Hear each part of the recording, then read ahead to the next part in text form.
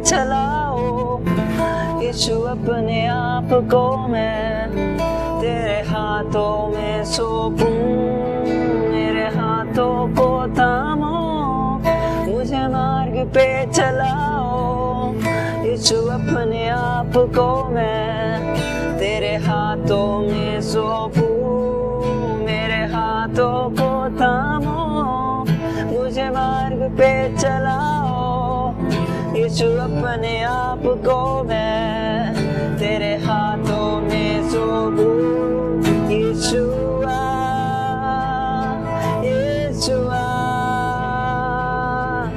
यीशुआ यीशुआ यीशुआ यीशुआ यीशुआ यीशुआ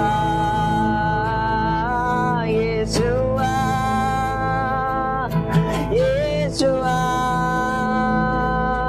यीशुआ यीशुआ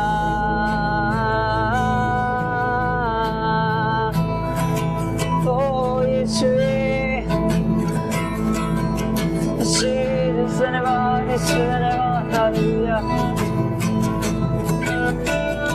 तेरे नाम में चंगाई है, तेरे नाम में रिहाई है, तेरे नाम में दुहाई यीशुए, तेरे नाम में चंगाई है, तेरे नाम में रिहाई है, तेरे नाम में दुहाई यीशुए, तेरे नाम में चंगाई है, तेरे नाम में रिहाई है, तेरे नाम में दुहाई यीशुए यीशुए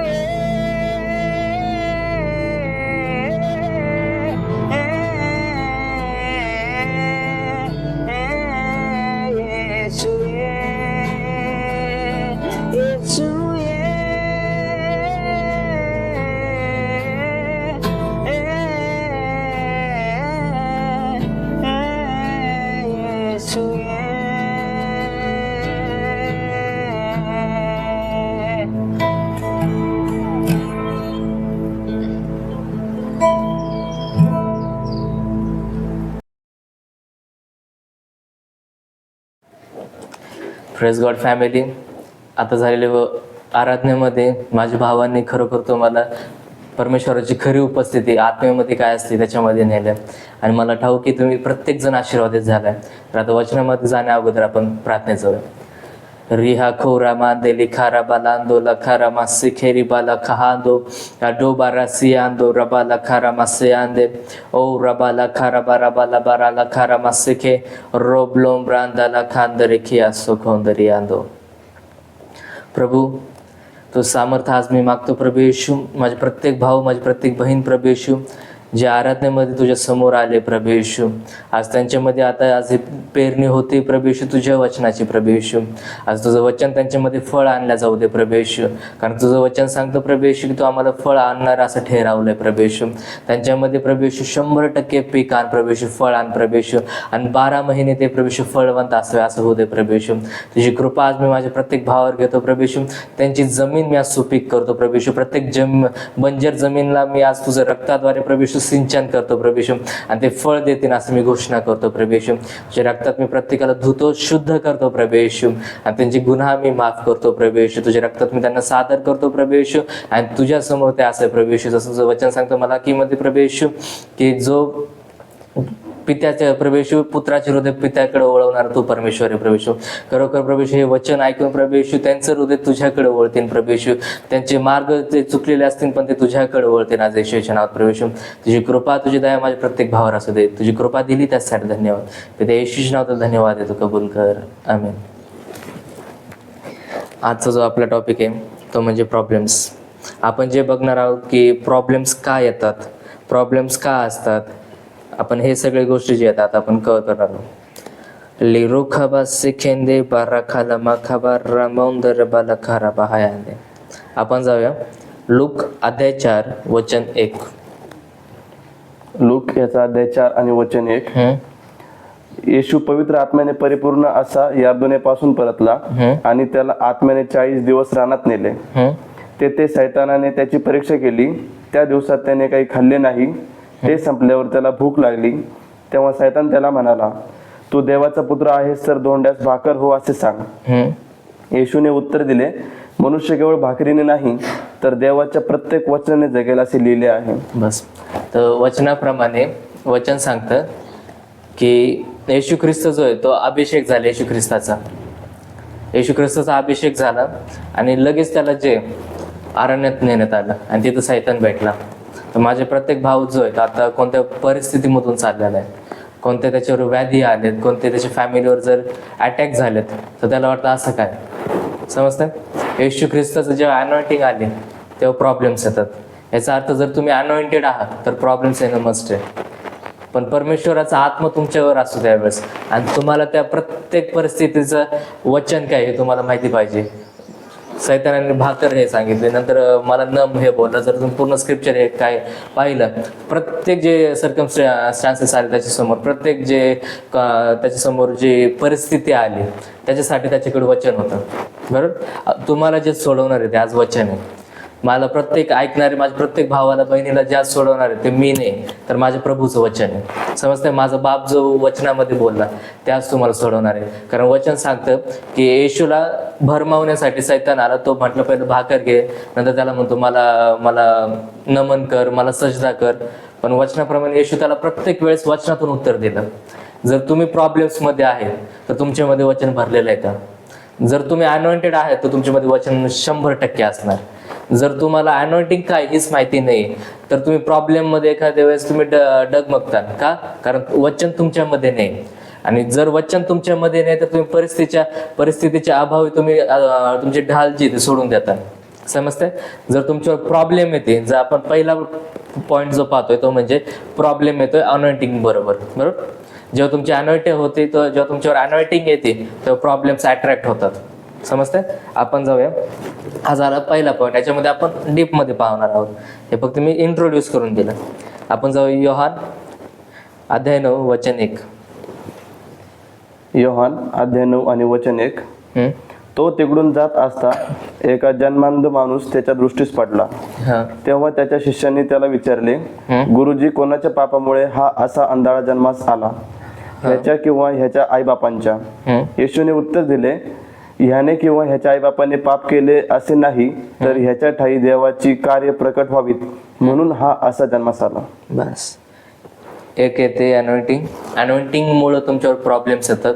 आणि एक असतं की तुम्ही अभिषेक नाही. उदाहरणार्थ जसं मी सांगितलं आता, जसं अभिषेक झाला त्याच्याकडे प्रॉब्लेम्स अट्रॅक्ट होतात. पण ज्याला ख्रिस्तच माहिती नाही तो प्रॉब्लेम मध्ये, मग त्याला आपण काय म्हणणार? समजतंय? तर येशू त्याला मग उत्तर देतोय, जर एखाद्याकडे प्रॉब्लेम्स आले आणि त्याला ख्रिस्त माहिती नाही आणि नंतर मग येशू म्हणतो की त्याच्यावर ते प्रॉब्लेम्स आलेले कशामुळं की परमेश्वराचं गौरव हो. मग तुमच्यावर जे प्रॉब्लेम येतात, पहिली गोष्ट अनॉइंटिंग. आणि ते प्रॉब्लेम जे ते एव्हर लास्टिंग नसतात कधी, ते सदैव कायम नसतात. ते फक्त क्षणासाठी असतात आणि त्या क्षणासाठी तुम्ही त्याच्यामध्ये किती थांबतात ते तुमच्यावर असतं. समजतं? आणि वचनाप्रमाणे येशू म्हणतो, शिष्य त्याला विचारतात, किंवा आंधळा कोणामुळे झाला? याच्या पापामुळे झाला की याच्या आईबापांनी पाप केलं तर याच्यामुळे झालं? पण वचन सांगतं तसं नाही. येशू म्हटला की हे जे ते परमेश्वरच्या गौरवासाठी आलेले. तर माझ्या भावावर किंवा माझ्या बहिणीवर जे आता प्रॉब्लेम्स आलेले, मी तुम्हाला सांगतो की ते प्रॉब्लेम्स ते तुमच्या पापामुळे नाही आलेले. ते प्रॉब्लेम्स आलेत ते परमेश्वराचं गौरव व्हावा म्हणून. आणि आज जर तुम्ही हे वचन ऐकताय तर परमेश्वराचं गौरव आता निश्चित झालेलं आहे. ते प्रॉब्लेम्स मधून तुम्ही येशूच्या नावात सुटकारा पाहता. कारण वचनात केलं की येशूने त्याला नंतर बरं केलं. आज येशू पण तुमच्या प्रॉब्लेम्स मधून तुम्हाला सोडवणार, तुम्हाला बरं करणार, तुमचे आरोग्य, तुमचे फायनान्स त्याच्यामध्ये तुम्हाला ब्रेक थ्रू देणार आहे येशूच्या नावात. रोबांथा का जिया छाला मासे हांदे. आपण जाऊया पहिला शमूएल अध्याय 16 वचन 1 पासून बघूया. पहिला शमूएल अध्याय 16 आणि वचन 1. मग परमेश्वराने शमूएलाला म्हटले, मी शौलाला इस्रायलाच्या राजपथावरून झुगारून दिले आहे, तर तू त्याच्यासाठी कोटवर शोक करीत राहणार. शिंगात तेल भरून चल, मी तुला इशाय बेथलहेमकर याच्याकडे पाठवतो, कारण मी त्याच्या पुत्राला माझ्याकरता राजा निवडले आहे. शमूएल म्हणाला, मी जाऊ कसा? शाऊलाने हे ऐकले तर तो मला जीवे मारीन. तेव्हा परमेश्वर म्हणाला, तू आपल्या बरोबर एक कालवड घेऊन जा आणि सांग की मी परमेश्वराप्रित्यर्थ यज्ञ करायला आलो आहे. मग यज्ञासाठी येण्याचे यशास आमंत्रण कर, म्हणजे तुला काय करायचे ते मी तुला सांगेन त्याला बस. तू माझ्याविषयी. तर वचनाप्रमाणे इथं अभिषेक होतो, बरोबर. कोणाचा होतो? दाविदाचा. कोणाच्या ऐवजी होतो? शौलाच्या. तो रिप्लेसमेंट होता शौल, बरोबर. आणि याच्यानंतर जर तुम्ही वचन पाहिलं की दावीद आणि शौल एकमेकांच्या विरोधात राहिले, बरोबर. काही वेळासाठी जोपर्यंत तो सबमिशन मध्ये होता, म्हणजे जोपर्यंत उंच झाला नव्हता शौलापेक्षा, तोपर्यंत त्याला कोणी सेट करत नव्हतं, बरोबर. पण जेव्हा तो उंच झाला, आपण वचनात जाऊया, वचनातून बघूया असं का आणि हे कधी घडलं. मी केवळ बोलणार नाही, आपण वचनातून जाऊया. मराखाला मासिखे खोरा बहांदे लरिया हांदे बारा मांदे. पहिला शमूएल अध्याय 19 वचन 19. पहिला शमूएल अध्याय 19 वचन 19. दावीद रामातील नायोत येथे राहत असे. वर्तमान कोणी शौलाला सांगितले. तेव्हा शौलाने दाविदाला पकडून आणण्यासाठी जासूस पाठवले. संदेशांचे मंडळ भाषण करीत आहे व शमूएल त्यांच्या पुढे उभा आहे असे शौलाने व जासुदांनी पाहिले. तेव्हा देवाचा आत्मा त्याच्या ठाई संचारला व तेही भाषण करू लागले. शौलास ही बातमी लागली तेव्हा त्याने दुसरे जासूस पाठवले, तेही तसेच भाषण करू लागले. शौलाने तिसऱ्यांदा जासूस पाठवले, तेही भाषण करू लागले. बस. तर वचनाप्रमाणे हे का केलं? कारण शौल जे तो रागात होता की मला अभिषेक केला, तू त्याला कसं काय केला, बरोबर. तर अजून एक गोष्ट तुम्हाला सांगतो, संदेशावर कोण हवे असतो तो राजा असतो, समजते का?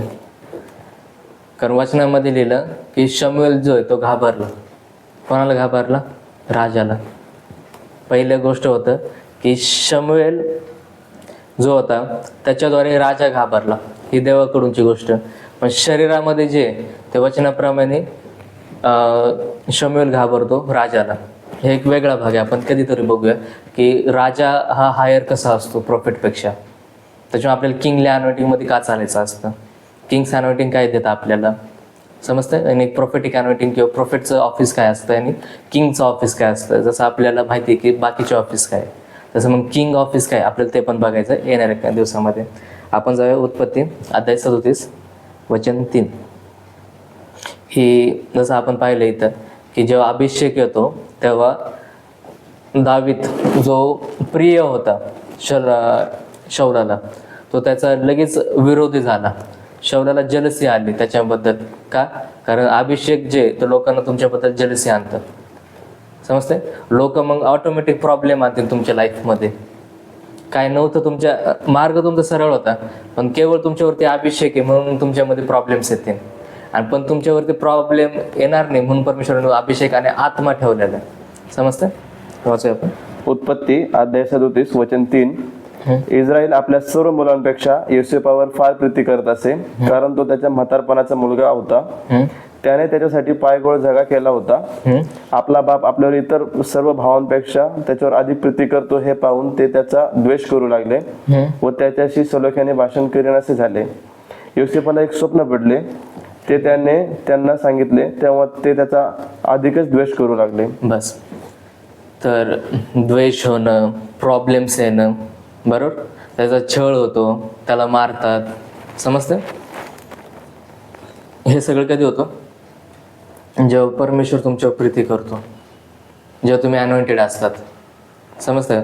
परमेश्वर प्रीती करतो तेव्हाच तुम्हाला अनॉइंटिंग भेटते. अनॉइंटिंग अशीच येत नाही. एक असते इम्पार्टेशन आणि एक असते अनॉइंटिंग, बरोबर. आपण अनॉइंटिंग बद्दल बोलतो, इम्पार्टेशन नाही. कारण इम्पार्टेशन हा माणसापासून येतो आणि अनॉइंटिंग परमेश्वरापासून येते, समजते.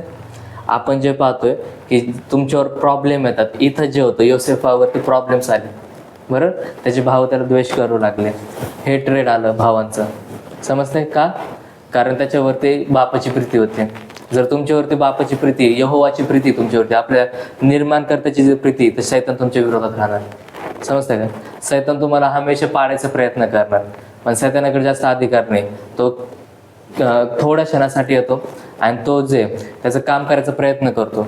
पण वचनाप्रमाणे वचन काय शिकवतं आपल्याला की तुमचा अभिषेक जे आहे, तुम्हाला सर्व गोष्टी शिकवतो. बरोबर?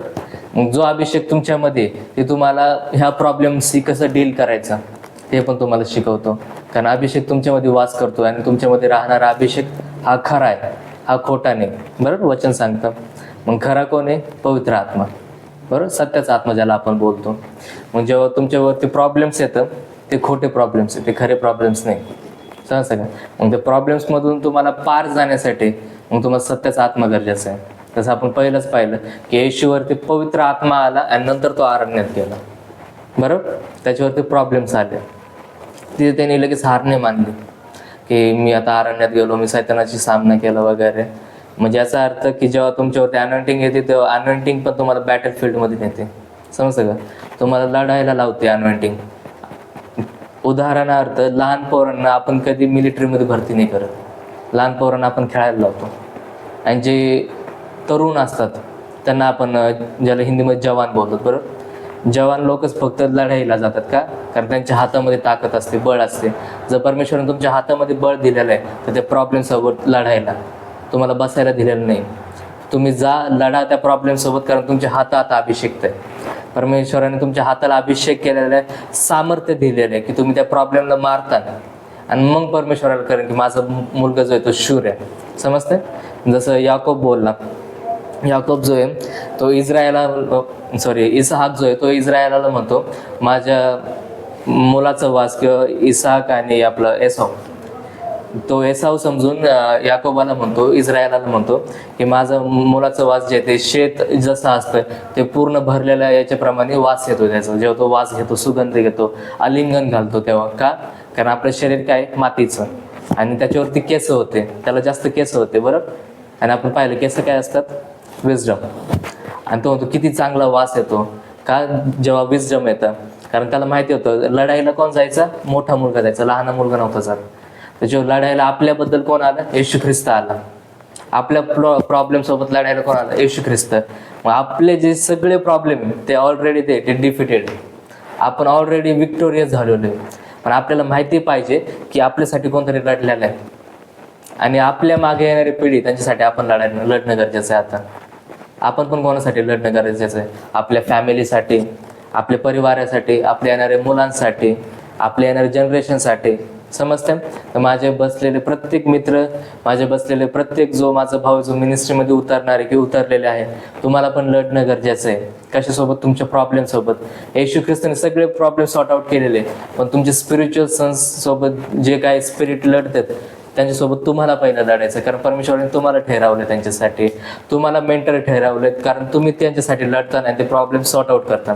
समजते? आपण जाऊया.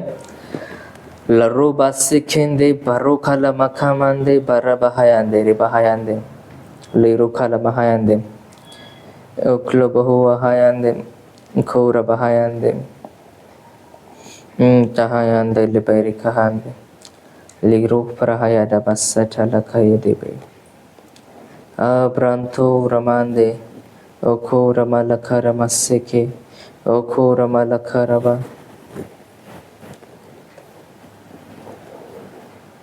आपण जाऊया जेम्स अध्याय 4 वचन 1. याकोब अध्याय 4 वचन.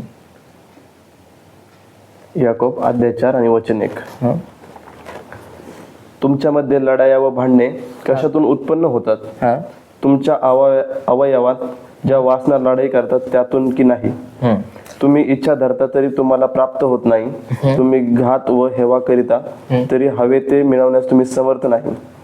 तुम्हाला भांडता व लढता तुम्ही मागत नाही, तुम्हाला म्हणून तुम्हाला प्राप्त होत नाही. बस तो वचन सांगते. भांडणांचा विषय चालू येतं.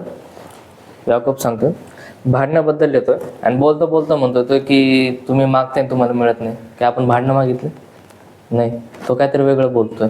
पुन्हा वाचा आपण. याकोब अध्याय 4 आणि वचन 1. तुमच्यामध्ये लढाया व भांडणे कशातून उत्पन्न होतात? तुमच्या अवयवात ज्या वासना लढाई करतात त्यातून की नाही? तुम्ही इच्छा धरता तरी तुम्हाला प्राप्त होत नाही. तुम्ही घात व हेवा करता तरी हवे ते मिळवण्यास तुम्ही समर्थ नाही. तुम्ही भांडता व लढता, तुम्ही मागत नाही, म्हणून तुम्हाला प्राप्त होत नाही. ह्यो डीप जातो याच्यामध्ये, कारण त्याला माहिती आहे की मागणे परमेश्वराकडून काय आहे आणि मनुष्यापासून काय आहे. जसं आपण पाहिलं की शौल जो होता तो आत्म्यामध्ये न चालतो, तो शरीरामध्ये चालला आणि नंतर भांडण आलं. मग समजतंय का, जेव्हा आपण शरीरामध्ये चालतो तेव्हा भांडण येतं, प्रॉब्लेम्स येतात. एक प्रॉब्लेम आहे स्पिरिच्युअलमध्ये असणे, आपण आज आत्मिक याच्यामध्ये चाललो तर प्रॉब्लेम येतात. दुसरं असतं आपण शरीरामध्ये चाललो तर प्रॉब्लेम येतात. समजतंय, पहिल्याच्यामध्ये पाहिलं की अभिषेक आल्यावर प्रॉब्लेम येतात, आणि आता आपण पाहतोय की एखादा माणूस शरीरामध्ये चालतोय आणि मग प्रॉब्लेम येतात. बरोबर, बरेचसे जण जे ते शरीरामध्ये चालतात आणि आत्म्याला फॉलोच करते आणि देवाला ते ब्लेम करतात, परमेश्वर माझ्यावर प्रॉब्लेम आला. पण परमेश्वराने तुम्हाला कधी काय बोललंच नाही. तुम्हाला वचन वाचता येत नाही, तुम्हाला बायबल वाचता येत नाही, आणि तुम्ही परमेश्वराला ब्लेम करताय. कसं काय, हे चुकीचं आहे. समजतंय. आणि त्याच्यानंतर मग तो म्हणतो तुम्ही मागा म्हणजे तुम्हाला प्राप्त होईल. समजतंय का, काय मागा, विजडम मागा, त्याचं स्पिरिट मागा, कारण तो स्पिरिट तुम्हाला त्या प्रॉब्लेममधून सॉर्ट आउट करायला, त्या भांडणातून सॉर्ट आउट करायला मदत करतो. समजतं का. आणि स्पिरिट कशाद्वारे येतो, अनॉइंटिंगद्वारे.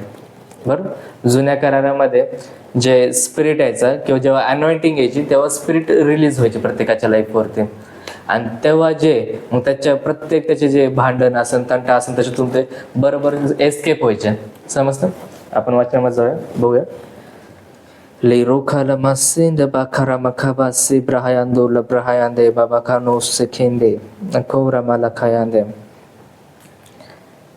okolomokora masekende karamala karamaseke kalamosa kahayande ora malakara malakara mahayande ikire hayando ora balakara mahande okora bahande ora bola bahande O Kora Mahayande, O Globo Ramasekende, La Rokalabassekende. आपण जाऊया नीतिसूत्र अध्याय 29 वचन 6. नीतिसूत्र अध्याय 29 वचन 6. नीतिसूत्रे अध्याय 29 आणि वचन 6. दुर्जनांचे पाप पाशरूप आहे, पण नीतिमान स्तवन करून उल्हासतो. याला दुसऱ्या वर्जन मध्ये वाचूया आपण. याचा अर्थ काय,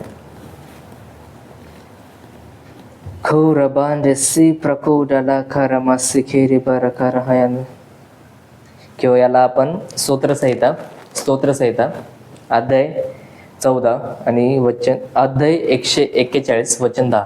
माफ करा, स्तोत्र अध्याय 141 वचन 10. स्तोत्र अध्याय 141 वचन 10. की परमेश्वर तिथं काय सांगतो, एक विकेड आणि एक रायचस असणारा, एक धर्मी माणूस आणि एक पापात चालणारा माणूस यांच्या लाईफमध्ये काय होतं नेमकी, कारण आपण प्रॉब्लेम मध्ये पाहतो. काढलं स्तोत्रसंहिता 141 आणि अध्याय 10. दुर्जन आपल्याच जाळ्यात पडत, मी तर त्यातून साप निसटून जाईल. दुर्जन जो आहे ते त्याच्या जाळ्यांमध्ये पडतो, पण धार्मिक जो आहे त्याच्यात निसटून जातो. समजतंय का, कारण दुर्जनाकडे काय ते एस्केप करण्याची अनॉइंटिंग नाही. There is anointing which is called escaping. समजते, एक अभिषेक आहे निसटून जाण्याचा. बरेचसे लोक जे ते जाळ्यामध्ये फसून राहतात, पण धार्मिक जो आहे तो कधी त्या जाळ्यात राहत नाही. कारण धार्मिक जर फसला तर मग त्याच्यासोबत परमेश्वर एकच काही कळणार.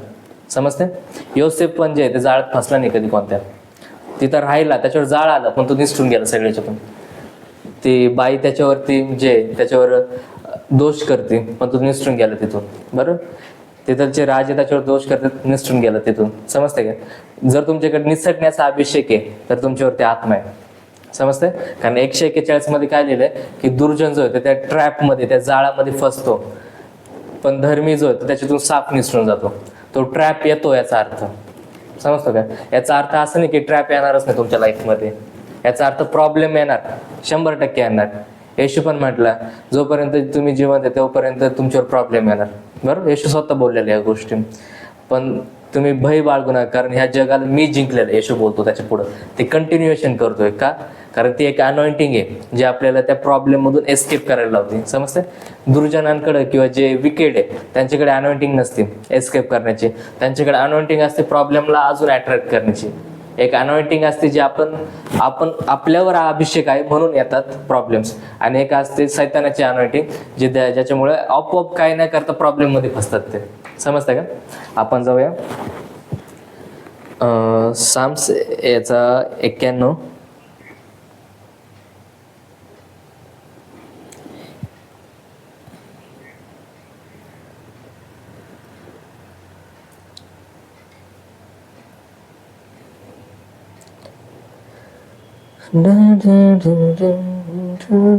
सॉरी माफ करना.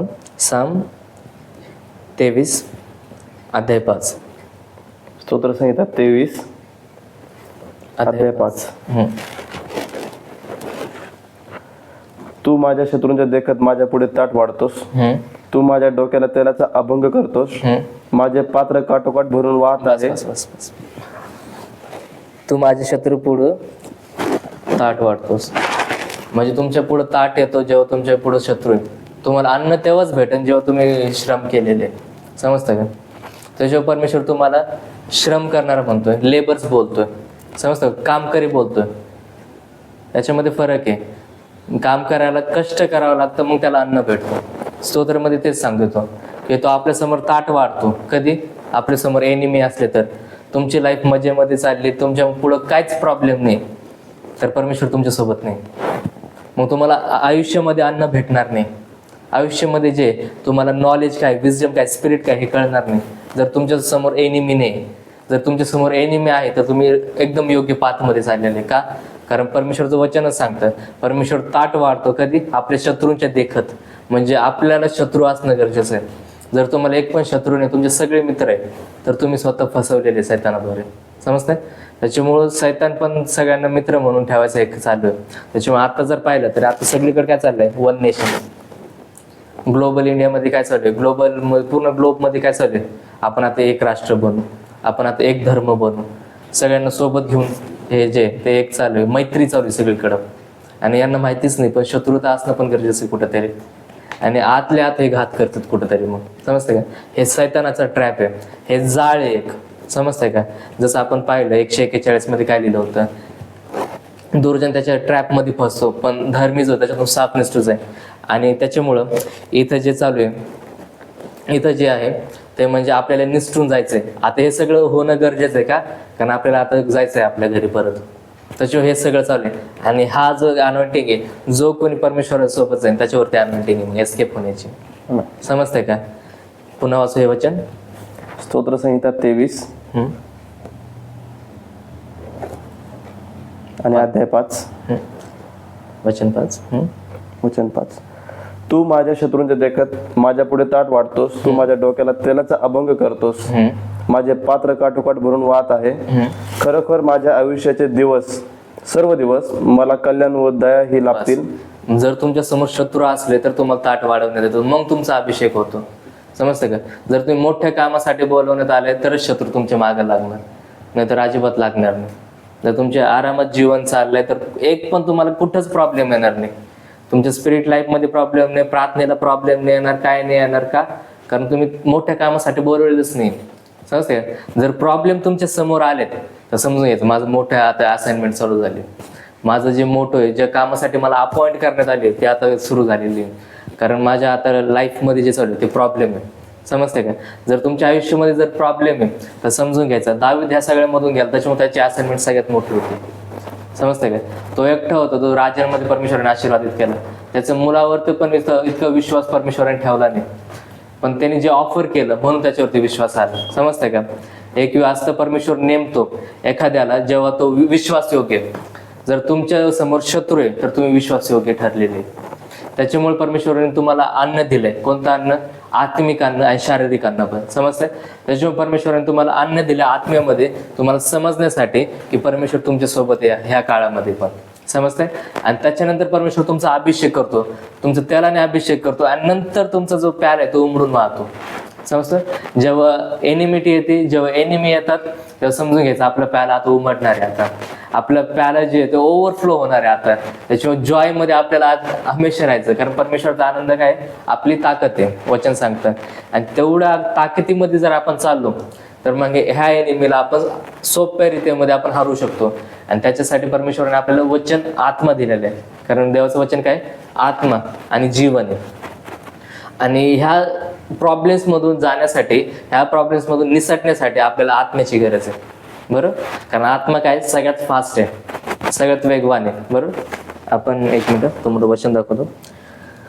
लरू खरा मारा खरा बारा खरा बास सिखेंदे बारा खरा मास सिखेंदे लरो बाला खरा महान एकेरे बहांदे इखरा हयांदम खोल महांदे रिखाला मास सिखे ओ खोरो मसकहांदे ओ खोरा महांदे ओ रबालहांदे रिखेरे दकलु नमो सिखे हे अंदे ओ खोरा माला खरा मास सिखे अरो मसहम.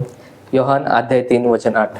योहान अध्याय 3 वचन 8 की इथं काय, जर तुम्हाला त्या ट्रॅप मधून जायचंय, निसटायचंय, तर तुम्हाला आत्मक असणं गरजेचं आहे, तुमच्यावर अनॉइंटिंग असणं गरजेचं आहे. काढलं योहान अध्याय 3 वचन 8. योहान अध्याय 3 वचन 8. वारा पाहिजे तिकडे वाहतो आणि त्याचा आवाज तुम्ही ऐकता, तरी तो कुठून येतो व कोठे जातो हे तुम्हाला कळत नाही. जो कोणी आत्म्यापासून जन्मलेला आहे त्याच्या असेच आहे. बस, मग इथं आत्म्यापासून जन्मलेला आणि वाऱ्याचा काय संबंध होता समजता का? जो तो कुठून येतो, कुठं जातो कोणाच ठाऊक नाही, काहीतरी अर्थ आहे याच्यामध्ये. आपण याच्यामध्ये येणाऱ्या दिवसामध्ये जेव्हा आपण स्पिरिट्स बद्दल पाहू एकदम डीप मध्ये, हे फक्त मी छोटं सांगतो, कारण ह्या प्रॉब्लेम पासून डील करण्यासाठी तुम्हाला स्पिरिटची गरज आहे. बरोबर, मग हा स्पिरिट काय वारा आहे, वाऱ्यासारखा येतो, कारण तो कुठून येतो कुठं जातो त्यांना माहिती नाही. आणि जेव्हा तुमच्यावर जाळ असतं तेव्हा तुम्हाला आरपार जायचं असतं, त्याला फाडणं असतं. बरोबर, मग तुम्हाला आरपार कसं जातं तुम्ही, वारा असलं तरच तुम्ही आरपार जाता, कारण जाळ्यामधून एखादा ऑब्जेक्ट जात नाही, विंडच जाते फक्त. समजतंय का? मग त्याच्यामुळे परमेश्वर त्याचा आत्मा तुमच्यावरती ठेवलाय, कारण तुम्ही त्याला सरपास करून जाता, आरामात तुम्ही त्याच्यातून घुसून निघून जाता. ती एक अनॉइंटिंग परमेश्वराने ठरवलेली आहे. जर तुमच्यावरती प्रॉब्लेम असेल तर तो वारा, तो आत्मा, येशूचे नाव तुमच्यावर येणार आहे. कारण जसं वचन सांगतो, जो आत्म्याने जन्मला तो आत्मा आहे, आणि जो शरीराने जन्मला तो शरीर आहे. आणि तो योहानाला माहिती होतं तो काय सांगतोय, तो शरीर आणि आत्मा दोन्ही गोष्टीबद्दल सांगतोय, कारण तो प्रॉब्लेम बद्दल बोलतोय. समजते का? कारण त्याला माहिती आहे आता बोलतोय तर मी प्रॉब्लेम्स विषयी कसं हँडल करावं, कसं बोलावं कोणत्या प्रॉब्लेम बद्दल. बरोबर, तो आत्म्याचा पण उल्लेख करतोय आणि शरीराचा पण उल्लेख करतोय. समजते? कारण जो शरीरामध्ये तो ट्रॅप मध्ये राहतो, पण जो आत्म्यात चालतो तो त्याच्यामधून बरोबर तो फ्ली होतो, एस्केप होतो. तर बरोबर त्याला एस्केप करता येतं का, तो स्पिरिट मध्ये चाललेला आहे. आणि जो आत्म्यामध्ये चालतो तो परमेश्वराशी जुडलेला आहे. समजते? चला आपण प्रार्थनेमध्ये जाऊ.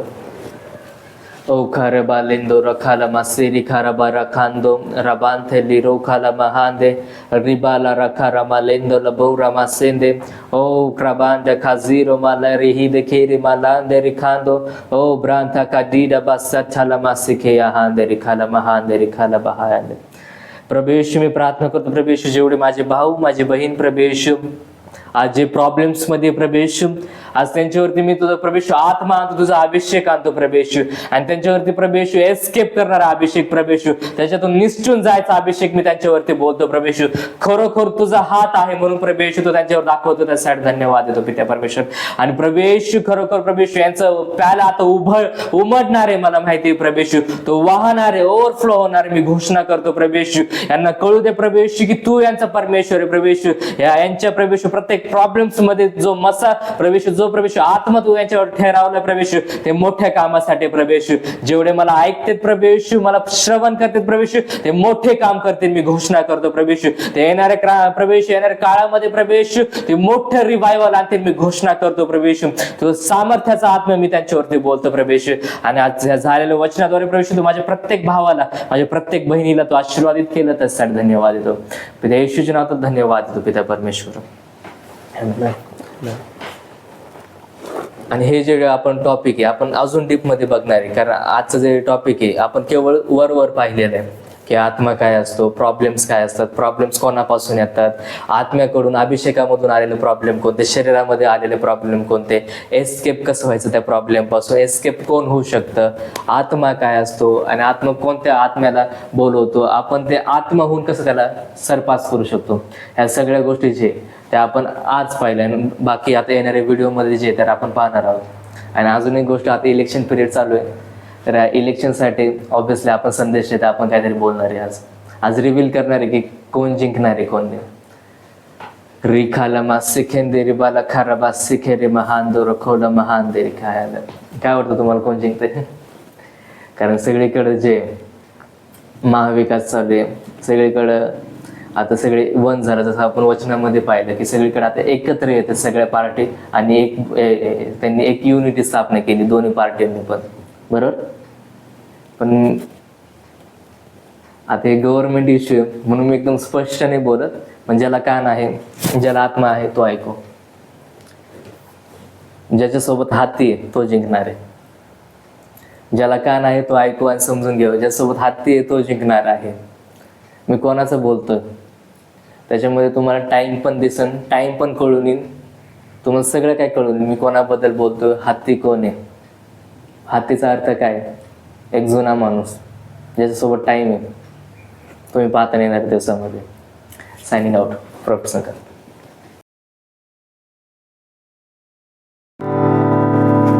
AKRN फॅमिली, झालेल्या वचनाने आराधनाने तुम्ही नक्कीच आशीर्वादित झाला असणार आहे. I am sure, I believe की तुम्ही नक्की आशीर्वादित झाले असणार आहे. ही झालेली सर्व्हिस, ही चॅनलची लिंक तुम्ही तुमच्या फॅमिली आणि फ्रेंड्समध्ये नक्की शेअर करू शकता. आणि तुमची काही प्रेयर रिक्वेस्ट असेल किंवा तुमची काही टेस्ट मनी असेल तर खाली दिलेल्या नंबरवरती तुम्ही आम्हाला कॉन्टॅक्ट करू शकता. पुढच्या व्हिडिओसाठी स्टे ट्यून. थँक्यू.